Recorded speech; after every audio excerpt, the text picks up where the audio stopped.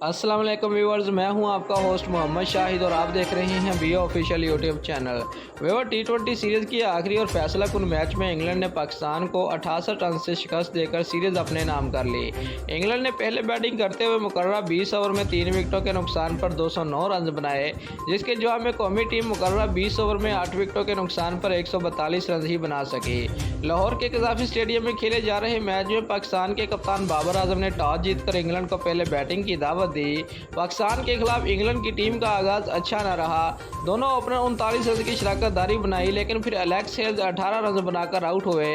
English team को दूसरा नुकसान फुल साल्ट की सूरत में उठाना पड़ा, वो 20 रन बनाकर आउट हुए। इसके अलावा बेन डक 30 रन बनाकर पवेलियन लूटे।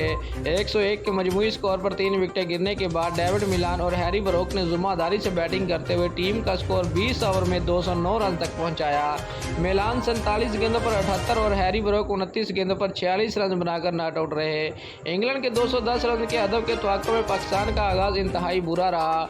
ओपनर बाबर आजम 4 और रिजवान सिर्फ 1 रन बनाकर आउट हो गए। पाकिस्तान को तीसरा नुकसान इफ्तिखार अहमद की सूरत में उठाना पड़ा, वो 16 गेंदों पर 19 रन बनाकर पवेलियन लौटे। इसके अलावा कोई शाह 25 गेंदों पर 27 और आसफ अली 9 गेंदों पर 7 रन बनाकर आउट हुए। शान मसूद ने 56 रन की इनिंग खेली, पर वो भी टीम को कामयाबी न दिलवा सके। पाकिस्तान ने मुकर्रर ओवर में 7 विकेटों के नुकसान पर 142 रन बनाए।